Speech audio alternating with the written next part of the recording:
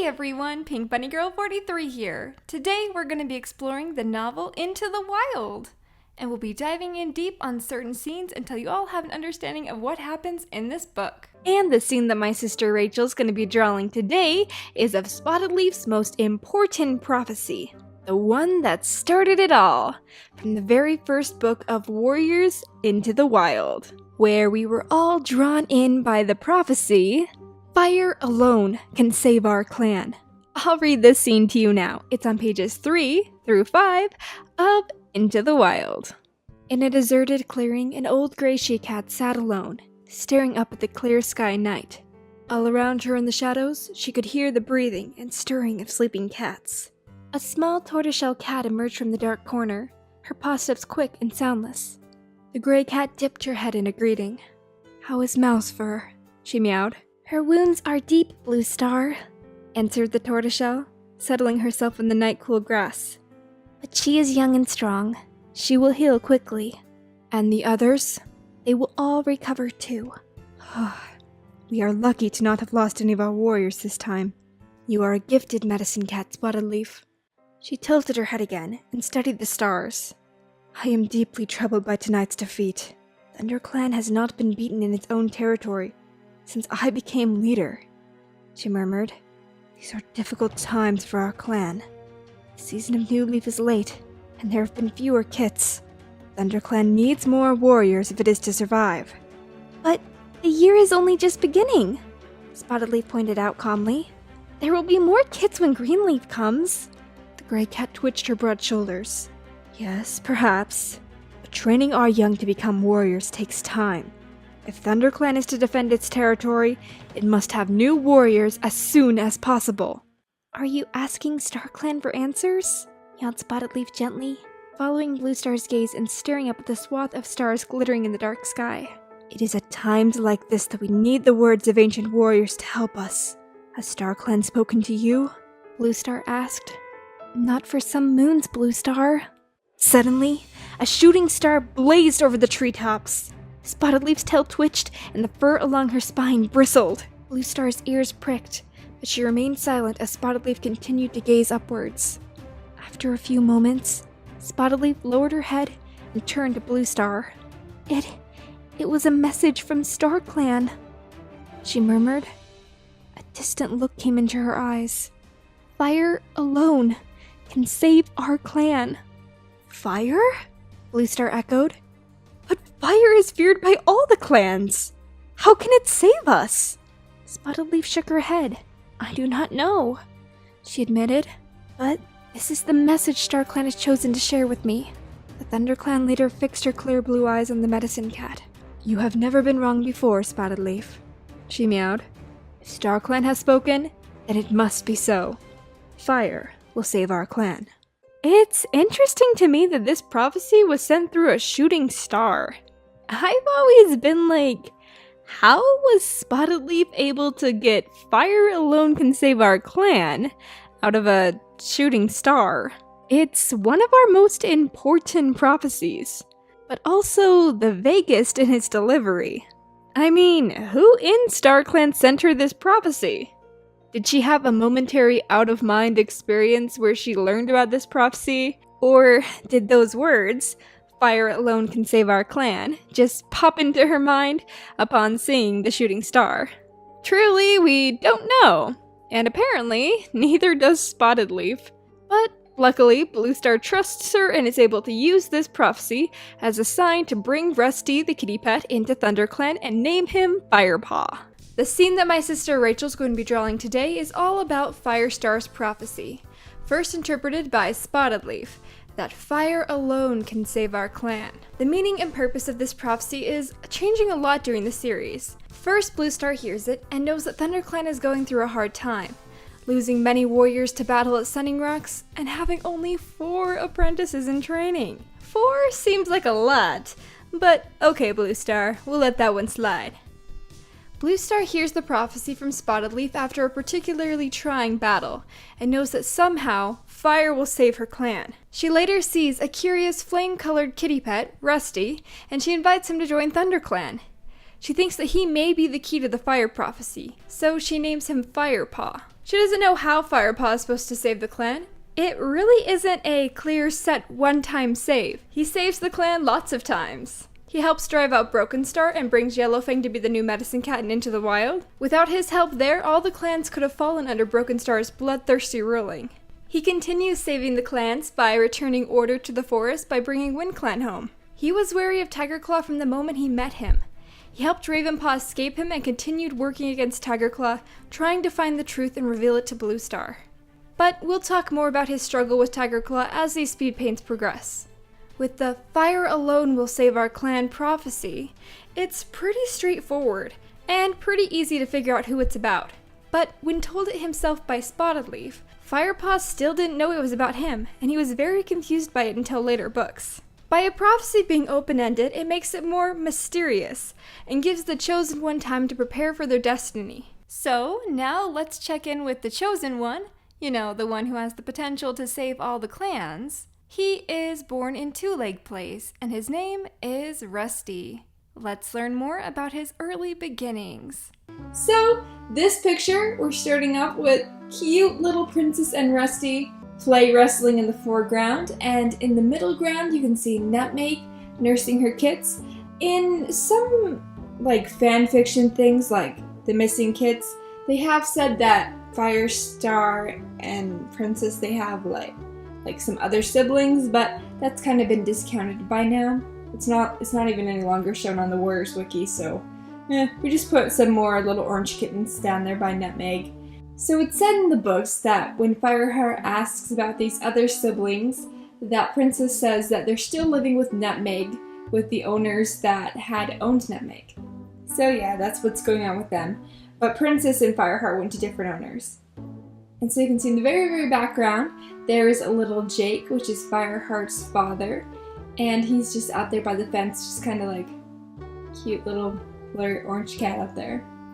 So yeah, I think this is really, really cute because it kind of focuses on something that's not often drawn, the cute little kit relationship that happened between Firestar and his sister Princess. So this is the scene of Rusty and Princess being separated. It's a very sad scene because they don't get to see each other again for a year or more after this scene. And as far as they know in this moment, they'll never see each other again. So Princess and Rusty are being separated, and Rusty's getting taken away by a person, a two-leg, into their home. So as far as we know about the owners of Nutmeg, they realized that they couldn't keep all the kittens, so they gave away 2 of the kittens, Rusty and Princess. And neither of those kittens ended up going very far, because they were both adopted by families of 2 legs that lived within the same neighborhood as Nutmeg, because Princess later still knows where her mother and other siblings live. Nutmeg's owners ended up keeping the remaining kits, but Rusty's house was far enough away that he had no connection to Princess while he was living with his 2 legs. So that's as far as we know with the before Into the Wild stuff. As far as Rusty's life goes, he was adopted by nice enough 2 legs. Kind of what I imagine from this picture is that Rusty is a little girl or something, sees Rusty and these 2 legs selling these kittens, like, oh, free kittens, out on their lawn or whatever. And she's like, oh, kittens! And she goes and she picks one up, and she goes home, and her parents are like, no, you guys are not getting it. We're not getting a kitten in this family. And so they end up giving the parents end up giving the kitten to one of their friends, which is a newly married couple, and they end up getting Rusty. I don't think a little girl's the one that owns Rusty, because later in Firestar's quest, he sees his former owners with an S, so that means he must have had more than one owner. And the lady, so it must have been a lady that was his first owner, because he can remember the sweet voice calling to him and stuff like that from Into the Wild. But several years later, the couple have a kid, so they didn't have a kid at the time that Rusty was adopted, because he would have remembered something as traumatic as that, I believe. So for today's speed paint, Rachel drew Smudge and Rusty's first meeting.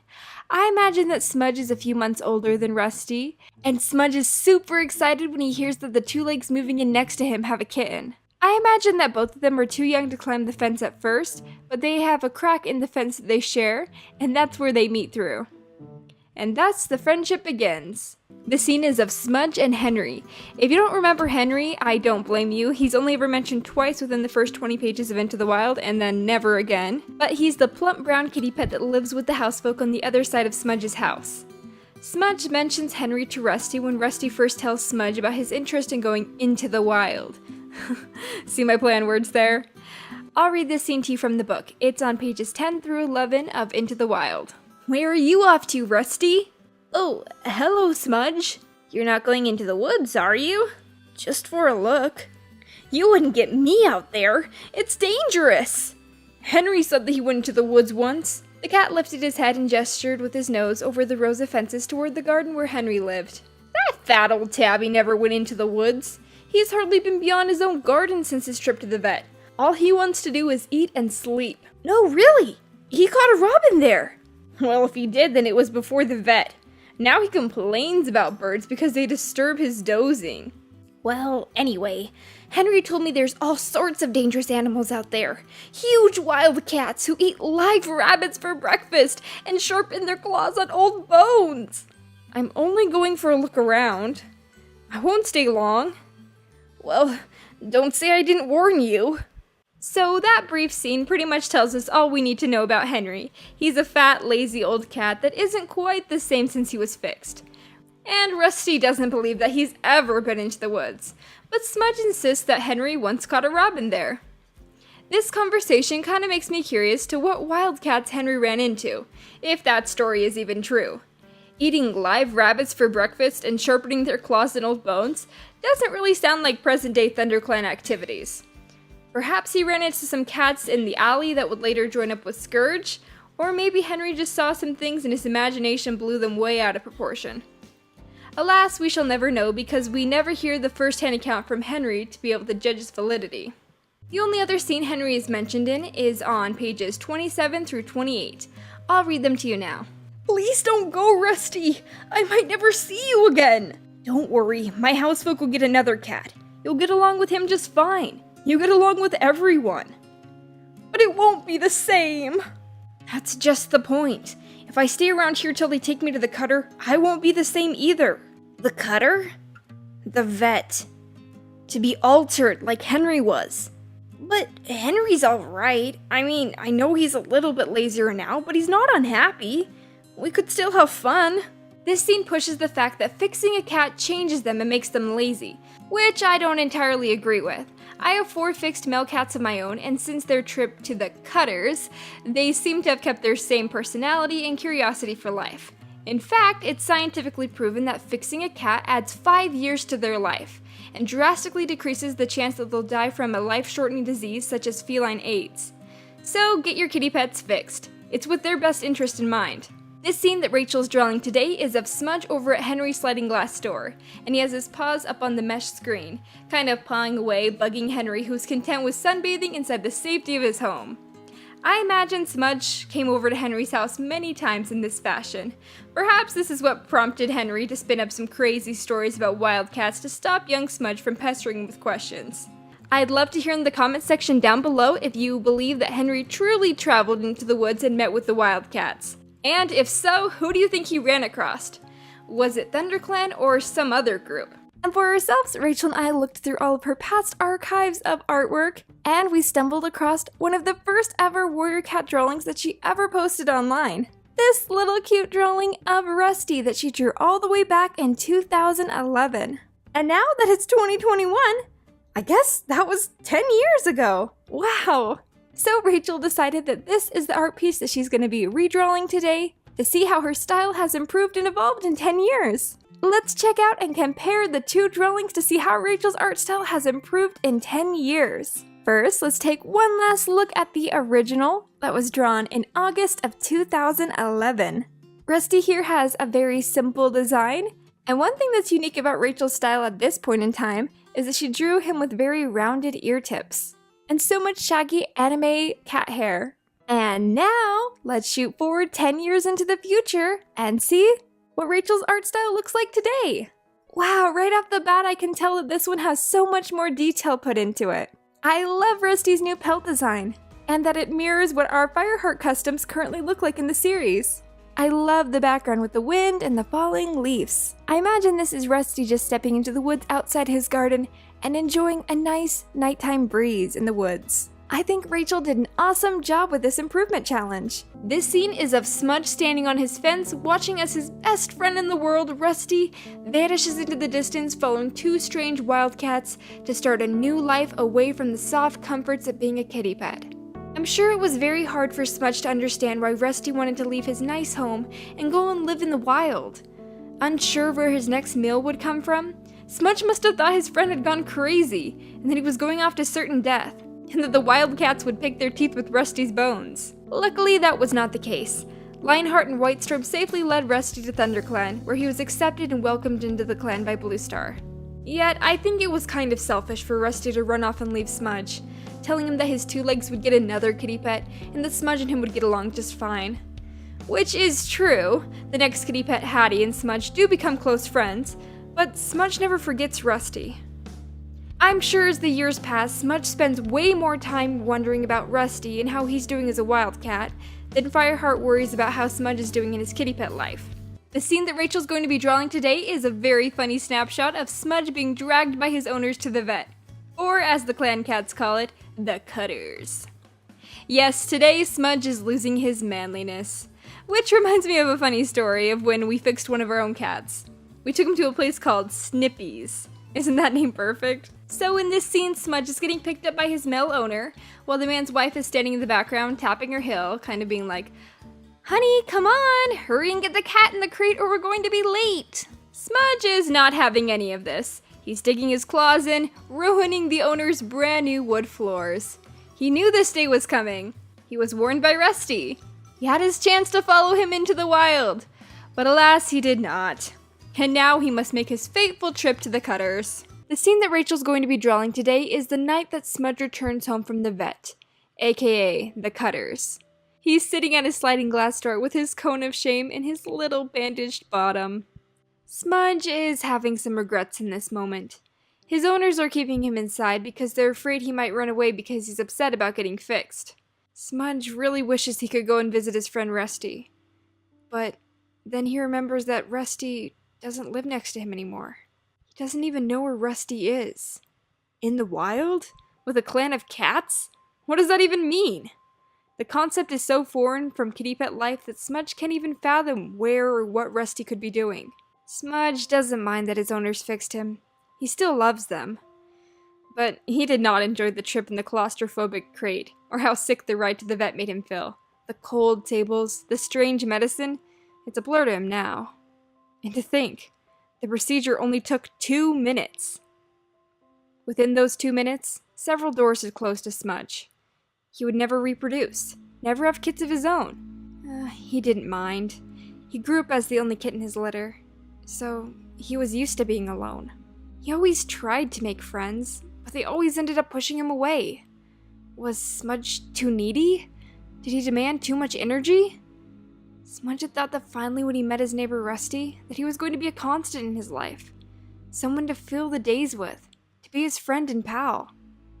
But Rusty too had left him. Smudge considered a lot of things that night as he stared with a sour taste in his mouth at his full bowl of kibble. At last, Smudge concluded that despite everything looking so down, he would make the best of it. He'd put on a happy face and continue living life to the fullest. He wasn't going to become a lazy lump like Henry. He was going to be friendly, visit all of his neighbors, and spend his days making other cats smile. Rusty eventually makes his way to ThunderClan and gets into his infamous tussle with Longtail to lose his kitty pet collar.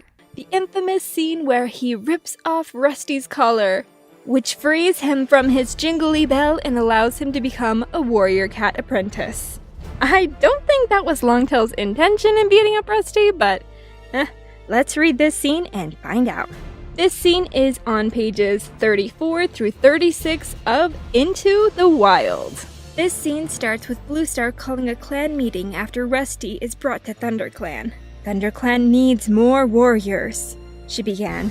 Never before have we had so few apprentices in training. It has been decided that ThunderClan will take an outsider to train as a warrior. Rusty heard indignant mutterings erupt among the clan cats. but Blue Star silenced them with a firm yell. "I have found a cat who is willing to become an apprentice of ThunderClan." "More like lucky to become an apprentice." A loud voice caterwauled above the ripple of shock that spread through the cats. Rusty craned his neck and saw a pale tabby cat standing up and glaring defiantly at his leader. Blue Star ignored the tabby and addressed all of her clan. "Lionheart and Whitestorm have met this young cat, and they agree with me that he should train with the other apprentices." Rusty looked up at Lionheart and then back to the clan to find that all eyes were on him now. Rusty was sure that they must all be able to hear his heart pulsing and smell his fear scent. Now, a deafening crescendo of caterwauling rose from the crowd. "Where does he come from? What clan does he belong to? What a strange scent he carries! That's not the scent of any clan I know!" Then, one yell in particular sounded out above the rest. "Look at his collar! He's a kitty pet!" It was the pale tabby again. "Once a kitty pet, always a kitty pet. This clan needs wild-born warriors to defend it, not another soft mouth to feed." Lionheart bent down and hissed into Rusty's ear. "That tabby is Longtail. He smells your fear. They all do. You must prove to him and the other cats that your fear won't hold you back." Rusty couldn't move. How could he ever prove to these fierce cats that he wasn't just a kitty pet? The tabby continued to jeer at him. "Your collar is the mark of the 2 legs, and all that noisy jingling will make you a poor hunter at best. At worst, it will bring the 2 legs into our territory, looking for the poor lost kitty pet who fills the woods with his pitiful tinkling." All of the cats howled in agreement. Longtail went on, well aware that he had the support of his audience. "The noise of your treacherous bell will alert our enemies, even if your 2-leg stench doesn't." Lionheart hissed into Rusty's ear once more. "Do you back down from a challenge?" Rusty still did not move. But this time, he was trying to pinpoint Longtail's position. There he was, just behind the dusky brown queen. Rusty flattened his ears, narrowed his eyes, and hissing, leapt through the startled cats to fling himself onto his tormentor. Longtail was completely unprepared for Rusty's attack. He staggered sideways, losing his footing on the hard-baked earth. Filled with rage and desperate to prove himself, Rusty dug his claws deep into the tabby cat's fur and sank in his teeth. No subtle rituals of swiping and boxing preceded this fight. The 2 cats were locked in a screaming, writhing tussle that flipped and somersaulted across the clearing in the heart of the camp. The others had to spring out of the way to avoid the screeching whirlwind of fur. As Rusty scratched and struggled, he was suddenly aware that he had no fear, only exhilaration. Through the roaring of the blood in his ears, he could hear the cats around them wailing with excitement. Then, Rusty felt his collar tighten around his neck. Longtail had gripped it between his teeth and was tugging and tugging hard. Rusty felt a terrible pressure at his throat. Unable to breathe, he started to panic. He writhed and he twisted, but each moment only made the pressure worse. Retching and gulping for air, he summoned up all of his strength to try and pull away from Longtail's grip. And suddenly, with a loud snap, he was free. Longtail stumbled away from him, and Rusty scrambled to his paws and looked around. Longtail was crouching 3 tail lengths away, and dangling from Longtail's mouth, Rusty saw his collar, mangled and broken. At once, Blue Star leapt down from the high rock and silenced the noisy crowd with a thunderous caterwaul. Rusty and Longtail remained fixed to the spot, gasping for breath. Clumps of fur hung from their ruffled coats. Rusty could feel a cut stinging above his eye, and Longtail's left ear was badly torn, and blood dripped from his lean shoulders onto the dusty ground. And that is where the reading for this scene ends, but it actually does pick up again with me reading in day 2 of Firestar's Speed Paints. We did the scene just following this where Rusty becomes Firepaw and he's accepted into ThunderClan. The scene that my sister Rachel's going to be drawing today is of Rusty leaving his old kitty pet life in the dust and running forward to start his new journey as Firepaw, apprentice of ThunderClan. I'll read this scene to you now. It's on pages 37 through 38 of Into the Wild. Blue Star stepped forward and took the collar from Longtail. She placed it on the ground in front of her and meowed. The newcomer has lost his 2-leg collar in a battle for his honor. StarClan has spoken its approval. This cat has been released from the hold of its two-leg owners, and is free to join ThunderClan as an apprentice. Rusty looked at Bluestar and solemnly nodded his acceptance. He stood up and stepped forward into a shaft of sunshine, welcoming its warmth on his sore muscles. The pool of light blazed bright on his orange pelt, making his fur glow. Rusty lifted his head proudly as he looked at the cats that surrounded him. This time, no cat argued or jeered. He had shown himself to be a worthy opponent in battle. Bluestar approached Rusty and placed the shredded collar on the ground in front of him. She touched his ear gently with her nose. "You look like a brand of fire in this sunlight," she murmured. Her eyes flashed briefly, as if her words had more meaning for her than Rusty knew. "You have fought well." Then she turned to the clan and announced, "From this day forward, until he has earned his warrior name, this apprentice will be called Firepaw, in honor of his flame-colored coat." She stepped back, and the other cats waited silently for his next move. Rusty turned, kicked dust and grass over his collar, as though bearing his dirt. Longtail growled, and limped out of the clearing towards a fern-shaded corner. The cats split into groups, murmuring at each other excitedly. "Hey, Firepaw!" Rusty heard Graypaw's friendly voice behind him. Firepaw! A thrill of pride surged through him at the sound of his new name. He turned to greet the Gray Apprentice with a welcoming sniff. "Great fight, Firepaw!" mewed Graypaw. "Especially for a kitty pet. Longtail's a warrior, although he's only finished his training 2 moons ago. That scar you left on his ear won't let him forget you in a hurry. You've spoiled his good looks, that's for sure." "Thanks, Graypaw," Firepaw replied. "He put up quite a fight, though." He licked his front paw and began to wipe clean the deep scratch that stung above his eye. As he washed, he heard his new name again, echoing among the meows of the cats. "Firepaw!" "Hey, Firepaw!" "Welcome, young Firepaw." Firepaw closed his eyes for a moment and let the voices wash over him. "Good name, too." I love this iconic scene, don't you? Rachel decided to draw it from a little bit of a different perspective, with only the collar in focus. It's crazy awesome that Rusty's able to lose his collar, proving his worth, and become Firepaw, and fully join the clan. Well, Firepaw is now the newest apprentice and is surely getting an in-depth tour of ThunderClan's camp by Graypaw, so I thought why not give you the same treatment and let you see ThunderClan's camp in its entirety. So here is our finished drawing of the ThunderClan camp in the forest. So, starting at the center, we have the Gorse Tunnel entrance to ThunderClan's camp. If we head this direction, we can see the Warrior's Den, which is underneath a bush. We can see inside to the center of the bush, which has some roots, where the senior warriors get to sleep away from the cold wind of the outside. Next, we have the High Rock and the Leader's Den. This is where clan meetings are called. If we continue on this way, we find the Fern Tunnel leading into the Medicine Cat clearing. For the longest time, I thought the Medicine Cat's den was just that. One den with a pond inside of it and all the herbs and everything. But upon further study of the Warrior Cat books, I found that ThunderClan's Medicine Cat den is really more of a clearing with a small rock that has a crack in it where Yellowfang keeps her herbs. And next to it, there's like a pond. In our version, we like a little tiny waterfall trickle into a pond. We just think it looks cool.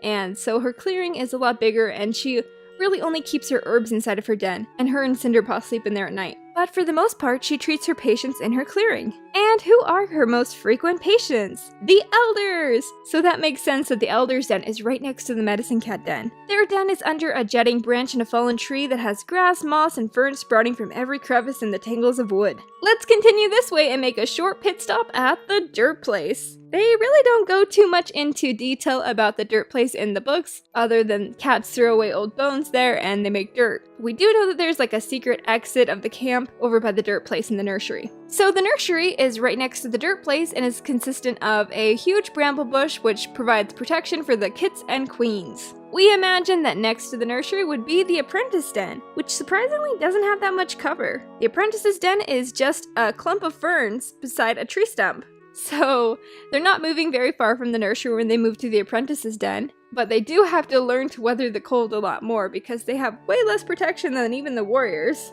But their den is right next to the fresh kill pile. So yeah, this is how we envision ThunderClan's camp in the forest territory. Let me know what you think of our den placement down below.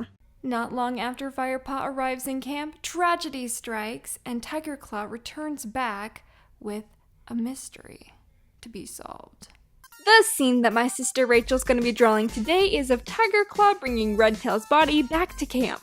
and telling the biggest load of crap ever. That Oakheart killed Redtail, and that Tigerclaw killed Oakheart in revenge. I'll read this scene to you now. It's on pages 42 through 43 of Into the Wild.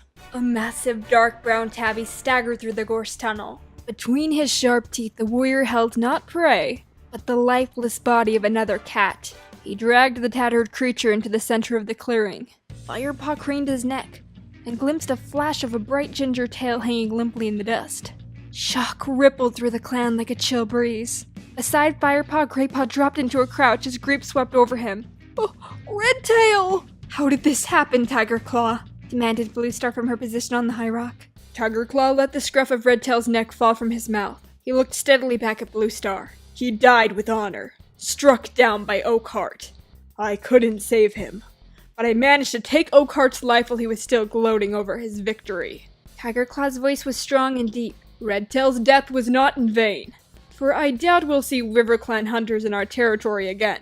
And then we pretty much spend the next 3 books with Detective Fireheart. Fireheart gets his briefcase and his little magnifying glass, and he sees that things are overheard at gatherings, and witness stories don't match up with what Tigerclaw told the clan. The truth is eventually brought to light, that Redtail killed Oakheart, and then Tigerclaw killed Redtail in cold blood, so that he could become the next deputy. But Bluestar dismisses it, because that would mean that her trusted deputy Redtail killed her old RiverClan boyfriend in battle, which is dishonorable. So she totally misses out on the point that Tigerclaw murdered another clanmate out of ambition to get one step closer to becoming leader, making her his next target. But no, she doesn't realize that she should have paid more attention until Tigerclaw is literally trying to end her life, shouting, "I'll kill you time and time again till all your lives are gone and I'm leader." So yeah, I mean, it was a pretty good lie. Even with Smarty Pants Detective Fireheart, it almost worked. The scene that my sister Rachel's going to be drawing today is of Firepaw flirting with his medicine cat love, Spotted Leaf. We can't get through his 2 weeks without mentioning her because she's quite important in his life.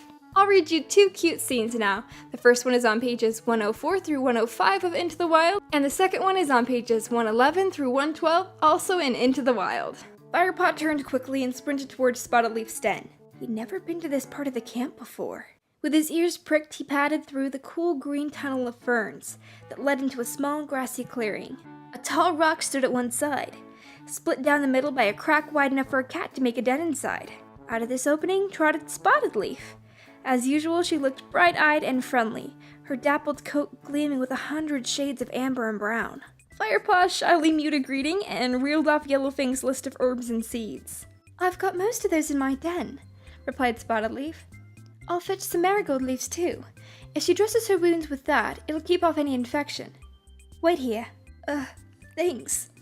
Firepaw mewed as the medicine cat disappeared back into her den. He strained his eyes, trying to catch a glimpse of her inside, but the den was too dark to see anything.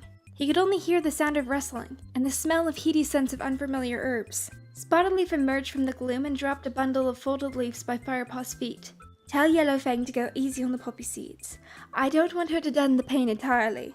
A little pain can be useful, as it'll help me judge how well she's healing." Firepaw nodded, and he picked at the herbs with his teeth. Thanks, Spotted Leaf." He mewed through the mouthful of leaves, and then he headed back down the fern tunnel into the main clearing. Firepaw headed down the fern tunnel that led to Spotted Leaf's den. As he entered the clearing, he could see Spotted Leaf was preparing some sweet-smelling herbs. "Can I have some mouse bile for Yellowfang's ticks?" Firepaw meowed. "In a moment," replied Spotted Leaf, pawing 2 piles of herbs together, mixing the fragrant heap with one delicately extended claw. "Busy?" Firepaw asked, settling down on a warm patch of earth. "I want to be prepared for any casualties," Spotted Leaf murmured, glancing up at him with her clear amber eyes. Firepaw met her gaze for a moment, and then looked away, an uncomfortable feeling pricking his fur. Spotted Leaf turned her attention back to the herbs. Firepaw waited, happy to sit quietly and watch her work. "Why," she meowed at last. "What was it that you wanted? Mouse bile?" Yes, please." Spotted Leaf bounded into her den and brought something out. She held it gingerly in her mouth. It was a small wad of moss dangling at the end of a thin strip of bark. She passed it to Firepaw. He tasted her warm, sweet breath as he took the bark strip between his teeth. "The moss is soaked in bile," Spotted Leaf explained. Don't get any in your mouth or you'll have a foul taste for days. Press it onto the ticks and then wash your paws. In the stream, not with your tongue. Firepaw nodded and trotted back to Yellowfang, feeling suddenly cheerful and tingling with energy. So, in life, Spotted Leaf was just a cute medicine cat. Firepaw had a crush on her, and she was intrigued by him. Coming from mysterious origins of him being a kitty pet and all. But when she died, in StarClan she learned more about Fireheart's future, and the meaning of the prophecy she received about them. Fire alone can save our clan. And that's when her true interest in him became. She was able to see all that Fireheart would become, and she wanted to help him with his destiny by being a starry guide to him. And maybe a starry girlfriend too. And so it was with their dream connections that they grew closer. Fireheart liked Spotted Leaf because she understood as a medicine cat the special power of being able to receive prophecies through dreams, which Firepaw got as a normal warrior, which is kind of strange. The scene my sister Rachel's going to be drawing today is of Firepaw and his new friends Graypaw and Ravenpaw. I'll read this cute scene to you now. It's on pages 115 through 116 of Into the Wild. Each of them took a piece and carried it back to their tree stump. The den was empty. "Where are Dustpaw and Sandpaw?" asked Ravenpaw. "They must still be out on patrol," Firepaw guessed. "Good," meowed Graypaw. "Peace and quiet." They ate their fill and lay back to wash. The cool evening air was welcome after the heat of the day. "Hey, guess what?" meowed Graypaw suddenly. "Ravenpaw managed to squeeze a compliment out of old Tigerclaw this morning." "Really?" Firepaw gasped. "What on earth did you do to please Tigerclaw? Fly?" "Well," Ravenpaw began shyly, looking at his paws. I caught a crow." "How'd you manage that?" Firepaw mewed, impressed. "It was an old one," Ravenpaw admitted modestly. "But it was huge," added Graypaw. "Even Tigerclaw couldn't find fault with that. He's been in such a bad mood since Bluestar took you on as her apprentice." "Hang on, make that since Lionheart was made deputy." "He's just worried about ShadowClan and all the extra patrols," meowed Ravenpaw hastily. "You should try not to annoy him." They're such good friends. Too bad that they both abandoned Firepaw later. Ravenpaw running off to be a barn cat and Graystripe off to be Lady Killer. At least they still visit, and Graystripe bounces back and forth like a yo-yo. But really, for most of the first saga, these are his only two real friends, besides Yellowfang, Bluestar, and his complicated relationship with Sandstorm. The scene that my sister Rachel's going to be drawing today is of Tigerclaw shaking with fear, unable to stand traveling through the dark cave towards the Moonstone. I'll read this scene to you now. It's on pages 175 through 178 of Into the Wild. It took the cats only a few moments to reach Mothermouth. The blackness beyond the stone archway was darker than the cloudiest night. Firepaw narrowed his eyes, trying to see where the tunnel led, but he couldn't see a thing. Beside him, Graypaw and Ravenpaw craned their heads nervously around the entrance. Even Tigerclaw seemed unsettled by the black hole ahead of them. "How will we find our way in such darkness?" he asked. "I will know the way," answered Bluestar. "Just follow my scent. Ravenpaw and Graypaw, you will remain on guard outside. Firepaw, you will accompany me and Tigerclaw to the Moonstone." He glanced sideways at Tigerclaw. The warrior sat with his chin boldly raised, but Firepaw could detect a subtle fear scent coming from him. It grew stronger as Bluestar stepped forward into the blackness. Tigerclaw shook his mighty head and patted after Bluestar. The cold, damp air reached through his thick fur and into his bones, stiffening his muscles. Even the coldest nights did not hold the same chill as the air in here. His ground has never known the warmth of the sun. Freezing air filled his lungs with each breath, until he felt lightheaded. They were walking along a tunnel that sloped down and down, winding first one way and then the other. His whiskers brushed the side of the cave, telling him where to walk and where to turn. On and on they went, and then he felt a tingle in his whiskers. The air in his nostrils seemed fresher than before. He sniffed again, relieved to smell the familiar world above. He could smell peat and prey, and the scent of heather. "Where are we?" He meowed into the darkness. "We have entered the cavern of the Moonstone," came Bluestar's soft reply. "Wait here. It'll be moon high soon." They waited. He could hear the steady breathing of Bluestar, and the more rapid, fear-scented panting of Tigerclaw. Suddenly, in a flash more blinding than the setting sun, the cave was lit up. Firepaw's eyes were wide open after the blackness of the tunnel. He closed them quickly against the cold white light, and then slowly opened them into tiny slits as he peered ahead. He saw a gleaming rock, which glittered as if it was made from countless dewdrops. The Moonstone! Bluestar was staring upwards, her fur bleached white in the glow of the moonstone. Even Tigerclaw's dark pelt shone silver. Firepaw followed Bluestar's gaze. High in the roof there was an opening that revealed a narrow triangle of the night sky. The moon was casting a beam of light through the hole down onto the moonstone, making it sparkle like a star. Beside him, Firepaw smelled Tigerclaw's fear scent growing, until it became overpowering. He felt startled. Could the warrior see something else here? Something dangerous? He saw a flash of movement, felt fur rush past him, and heard fleeing paw steps of Tigerclaw racing back towards the entrance. Firepaw? Bluestar's voice was quiet and calm. I'm still here, he answered nervously. What had frightened Tigerclaw? It's all right, young warrior. Don't be afraid, Bluestar murmured. I think Tigerclaw was surprised by the power of the Moonstone. In the world above, Tigerclaw is a fearless and mighty warrior. But down here, where the spirits of StarClan speak, a cat needs a different kind of strength. I'd love to hear in the comments section down below what you think of Tigerclaw's fear in this moment. Why do you think he was so afraid? Guilt that the ancestors would come after him for killing Redtail in cold blood? That they'll see through his deception and lies? It's an interesting detail that the Errands included. Tigerclaw is a strong and brave cat, but in this moment he's on edge and cowardly. So, the scene my sister Rachel's going to be drawing today is of when Bluestar is attacked by the rats, just outside Barley's barn and Into the Wild. I'll read this part to you now. It's on page 185 through 190 of Into the Wild. The cats padded along the edge of the ditch. Firepaw looked down the deep gully, steep-sided and filled with some nettles. Firepaw could smell prey scent. There was something familiar about the bitter odor, but it was one he hadn't smelled for a long time. An ear-splitting squeal made Firepaw whip around, and Ravenpaw was struggling and clawing at the earth. Something had a hold of his leg and was dragging him down into the ditch. Rats! Spat Tigerclaw. Barley has sent us into a trap! Before they could react, all 5 cats were surrounded. Huge brown rats swarmed out of the ditch, squeaking shrilly. Firepaw could see their sharp front teeth glinting in the early dawn light. Suddenly, one leaped onto Firepaw's shoulder. Fiery pain shot through his shoulder as the rat sank its teeth into his flesh. Another grasped his leg between its powerful jaws. Firepaw flung himself down and writhed madly, trying to shake free. He knew that the rats were not as strong as he was. There were so many of them. Yowls, hisses, and spits told him that the others were also being attacked. Firepaw slashed fiercely with his claws, slicing out at a rat that held onto his leg.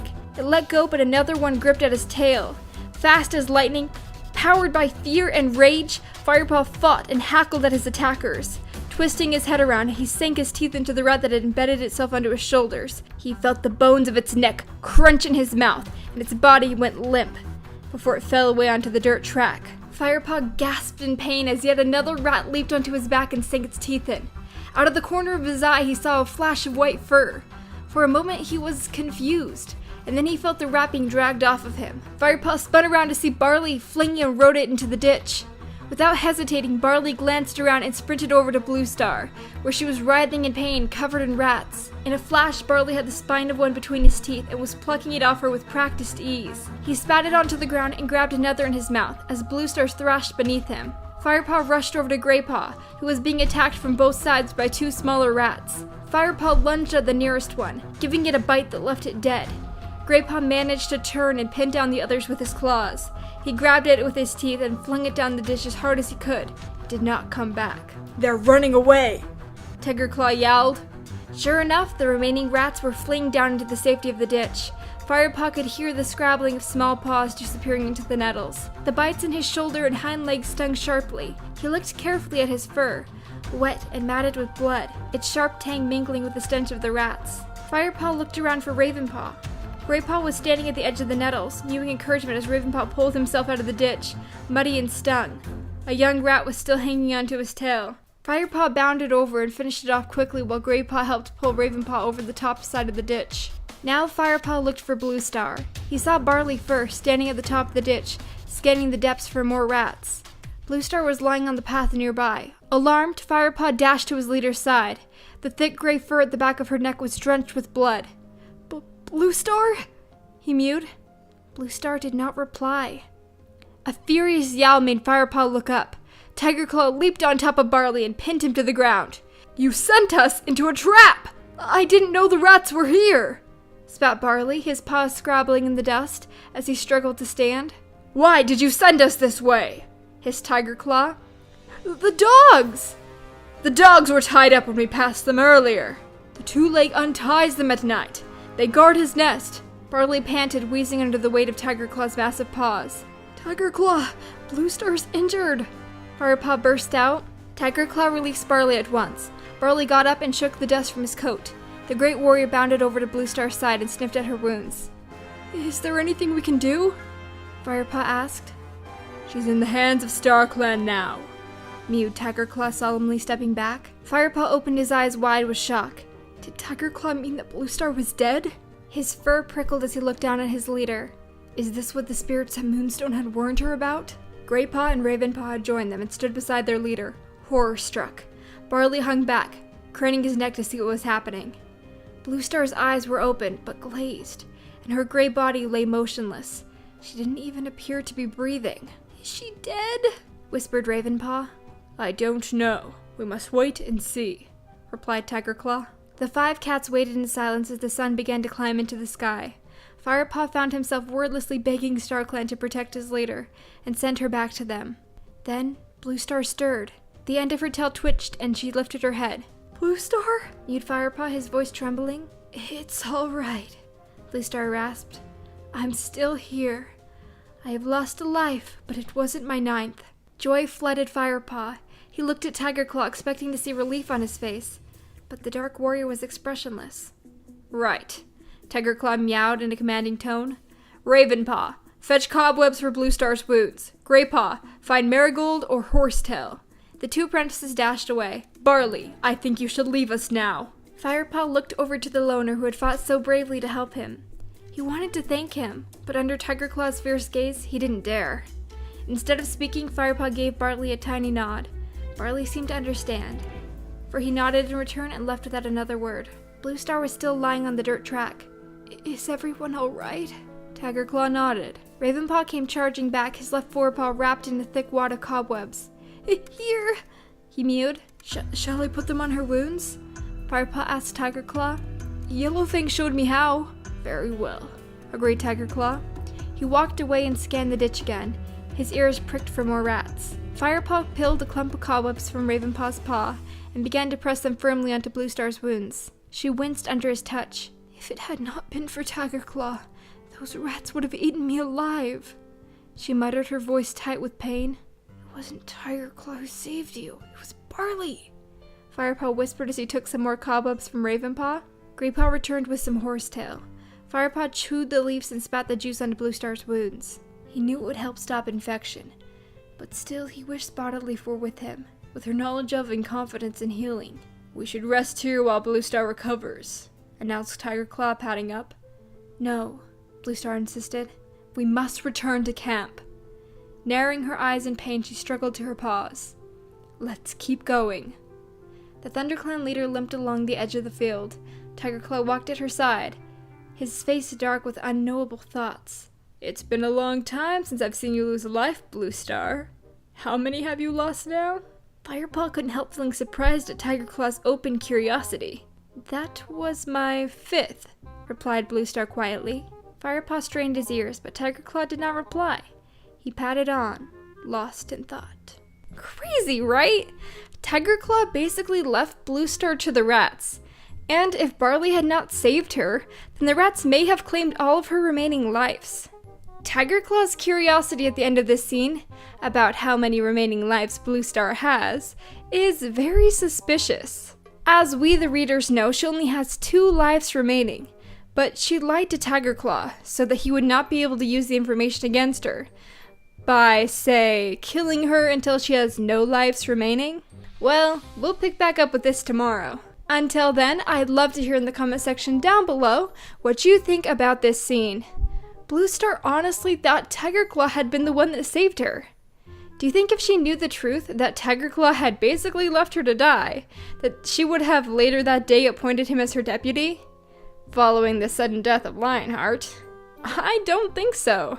Today, Rachel's going to be drawing Blackfoot attacking the nursery during the ShadowClan raid on ThunderClan. That happened just as the patrol got back with Bluestar from the Moonstone. I'll read this scene to you now. It's on pages 193 through 194 of Into the Wild. Then Firepaw saw a white ShadowClan cat with jet black paws, dragging a ThunderClan elder away from the nursery. Firepaw remembered those unusual dark paws from the gathering. Blackfoot! The ShadowClan deputy made quick work of killing the elder, who had been guarding the kits, and began to reach into the bramble's nest with one massive paw. The kits were squealing and mewling, undefended now as their mothers wrestled with other ShadowClan warriors in the clearing. Firepaw prepared to spring towards the nursery, but a claw sliced painfully down his side and he whipped around to see a scrawny tortoiseshell leap on top of him. As he slammed into the ground, he tried to call out to other ThunderClan cats that the kits were in danger. Fighting with all his strength to escape the tortoiseshell's grip, he wrenched his head around so that he could see the bramble nest. Blackfoot had scooped 2 kits from their bedding already, and was reaching for a third. Firepaw saw no more as the tortoiseshell raked his belly with her hind claws. And then he fights her off, and jumps up and dashes over to the nursery, and thrusts his head into the nursery entrance. Blackfoot was nowhere to be seen. Inside the nest, crouching over the terrified kits, was Yellowfang. Her gray fur was splattered with blood, and one of her eyes was painfully swollen. She looked up at Firepaw with a ferocious hiss. Then, realizing it was him, she yelled, "They're okay! I'll protect them!" Firepaw looked at her as she calmed the helpless kits. You would have to trust Yellowfang. Blackfoot killed in battle! Ugh, naughty! He killed Rosetail. She was just protecting the nursery, and he killed her! He just lost 10 likability points from me. And then he attempts to take 3 kits in the middle of battle.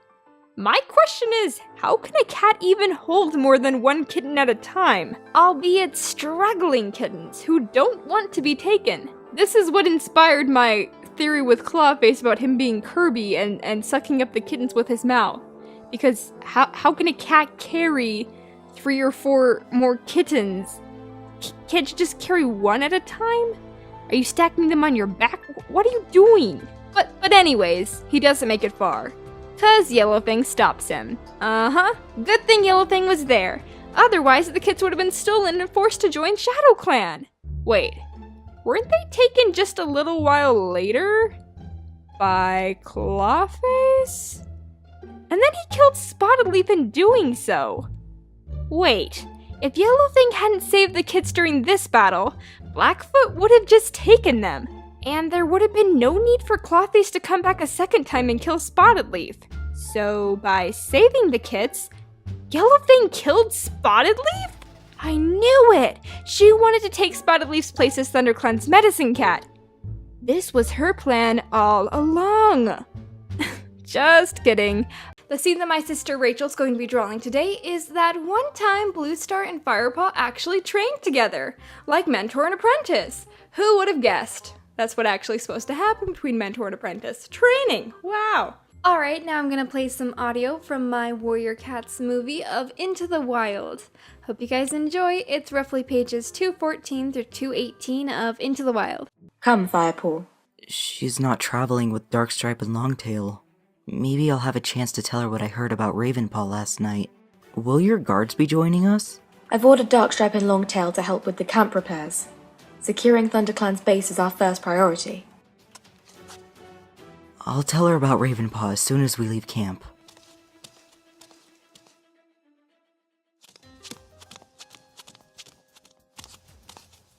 What am I gonna tell Bluestar?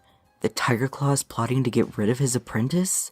And what will I say when she asks me why Tigerclaw wants Ravenpaw gone? I can't just say that it's because he's the only one who knows that Tigerclaw really killed Redtail. I have no evidence that he did that, other than Ravenpaw's story at the gathering. Firepaw. Oh, sorry. Coming, Bluestar. Where are the others? I've ordered Tigerclaw to take the other apprentices to another part of the forest today. I want to concentrate on your fighting skills today, and I want you to concentrate on them too, which means no distractions. I've got to tell her now. She needs to know the danger Ravenpaw's in. I won't have another chance like this. Yeah! Do I have your attention now? Yes, Blue Star. Sorry. That's better. Firepaw, you've been with us for many moons now. I have watched you fight. With the rats you were quick, with the Shadow Clan warriors you were fierce. You outwitted Greypaw on the very first day we met, and you defeated Yellowfang with your cleverness too. But one day you will meet an opponent who is all of these things as well. Quick and fierce and clever. It's my duty to prepare you for that day. Okay. I'm ready to learn. Let's see how you fight. Attack me. She's twice my size. It'd be a waste of time to begin with the usual paw swipes and wrestling. But if I could leap straight onto her back with a powerful enough jump, I might be able to unbalance her. Interesting strategy. But your eyes betrayed where you were aiming. Now try again. I'll look at her shoulders, but aim for her paws. That way, I'll hit her when she goes to duck. Now try something I don't expect. Even Yellowfang wasn't this tricky to fight. Firepaw, you're strong and quick, but you must learn to keep control of your speed and body weight so that it's not so easy for me to knock you off balance. Try again. I'll get her this time.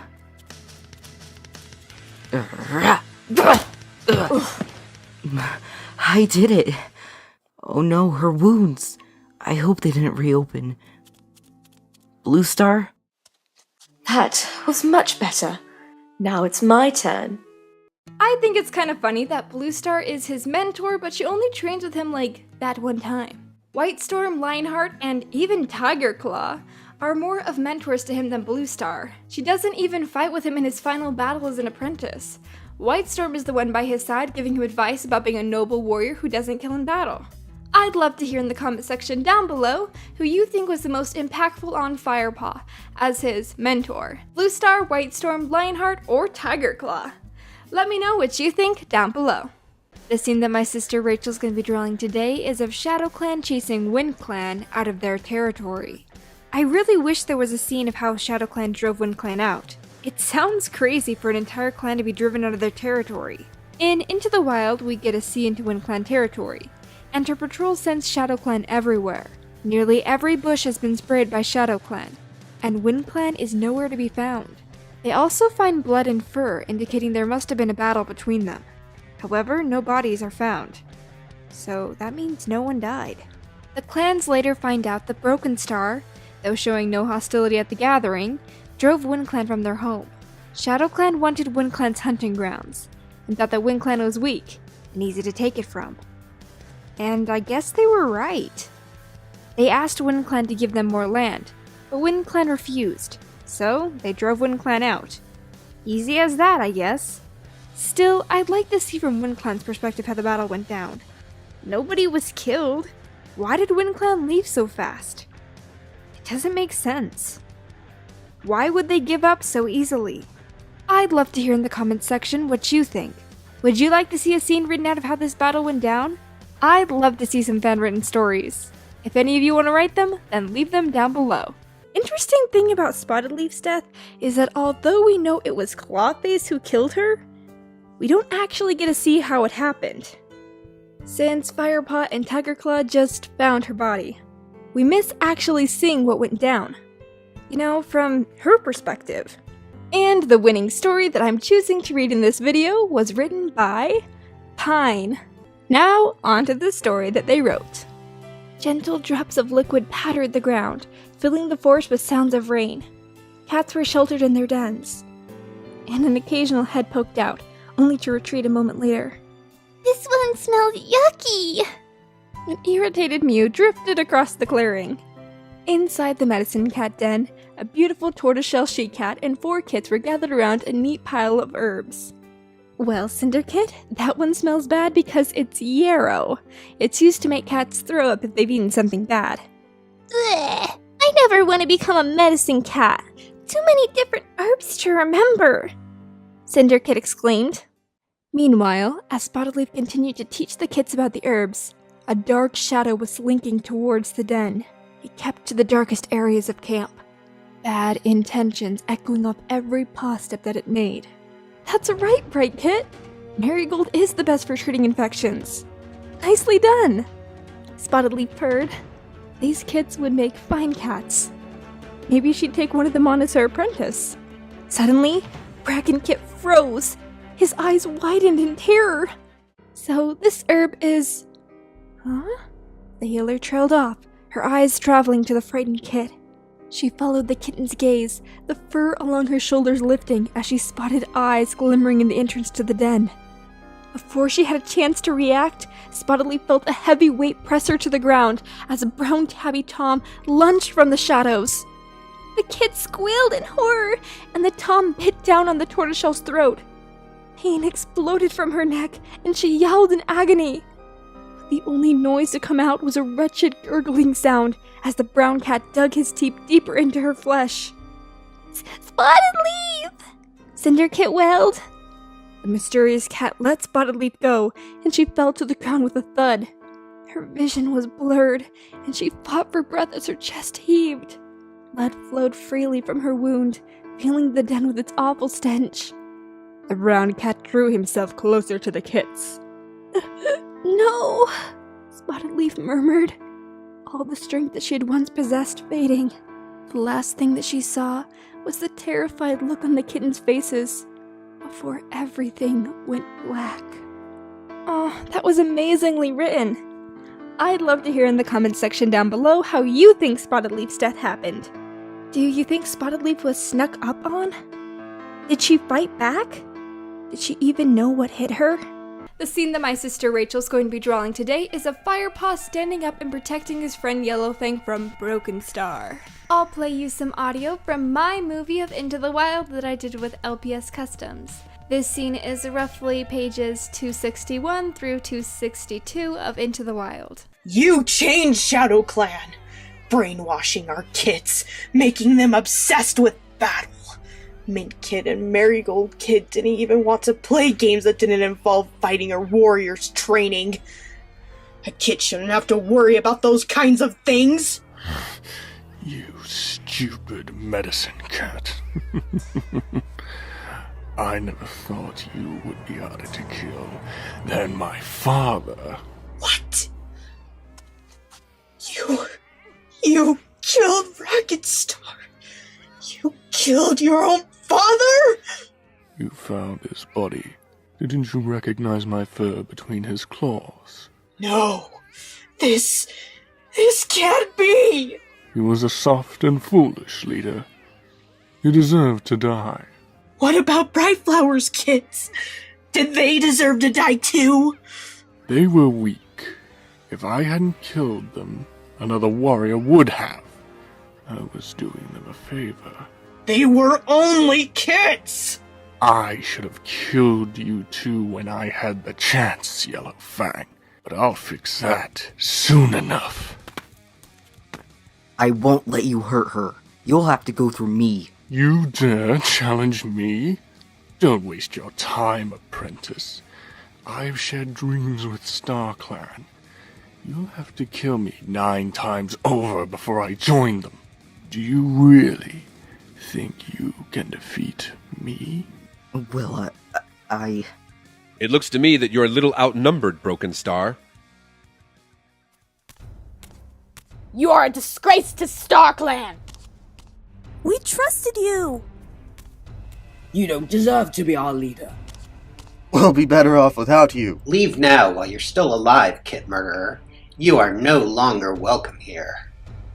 You can run me out of ShadowClan, but I will return stronger than ever. We'll be here waiting with our claws unsheathed. We won't go as easy on you next time. Now leave! This isn't over, kitty pet. Pretty intense scene. I don't know how Broken Star knows that Firepaw is a kitty pet. I don't think they ever mentioned it in the gatherings, but I suppose gossip gets around. Anyways, I'd love to hear in the comment section down below if you think Broken Star was a pretty good villain for Into the Wild. Because, I mean, Tiger Claw's villainy was there in the background, and Ravenpaw even had to leave the clan because of it. But who do you think is the real villain in Into the Wild? Is it Tiger Claw or Broken Star? Let me know what you think down below.